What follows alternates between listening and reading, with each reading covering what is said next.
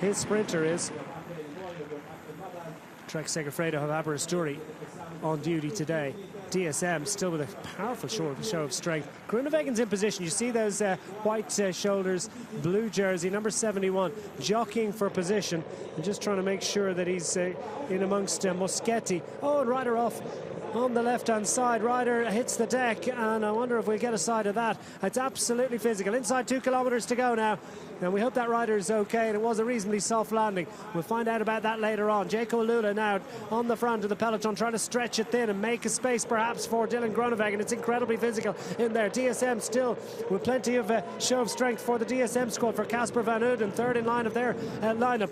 And the DSM squad in control. A lot of destiny have their man Caleb Ewan in prime position, moving over to the left-hand side. Sam Bennett for the Bora Hansgrohe squad. So it's going to be the Bora Hansgrohe squad on the right-hand side of your picture. Bauhaus has teammates for the Bahrain Victoria squad in those red jerseys with the blue flashes. Riders down, and there's multiple pile-up and many riders implicated there as we approach the kite, and 1 or 2 sprinters will have been affected by that. Lucas Plapp, I can see, and how many different teams have indeed hit the deck, and 1 or 2 riders struggling to get back up. Roskov's one of the names we'll pick up. There are plenty of others that have been inconvenienced. Lampard has hit the deck for the Zadal Quickstep squad. How many other riders are available now to go for the sprint? We're well inside the final kilometre. Van Uden waiting to launch for the DSM squad, and he's in perfect and prime position, and so too is Elia Viviani. Viviani's got himself into a good state. Narvaez indeed it is, trying to lead it out for the Quickstep squad for the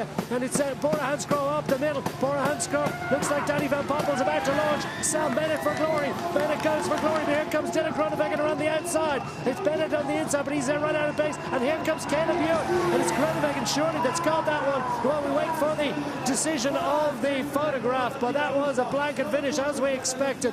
It's an amazing sprint for glory. Looks like Dylan Groenewegen has got the win ahead of Caleb Ewan. I think Sam Bennett might have just hung on for third, but that's all to be decided. A hectic finale, and plenty of riders sporting bumps and bruises and scratches and scrapes, and a lot of riders who were sadly and greatly inconvenienced by that crash just outside the kite.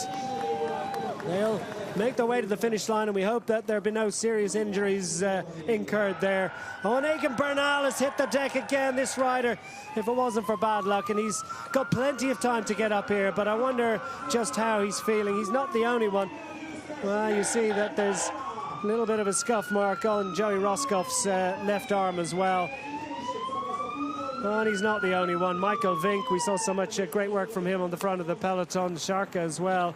But it's Dylan Groenewegen who stayed upright. And I tell you what, he was in the middle of a big old physical fight for Team Jaco Lula. His teammates will come back to congratulate, to survey, and to take on board what they've achieved today. And they've achieved something very significant. It's another stage success in the Tour of Hungary for Dylan Groenewegen, who looks as much relieved as delighted.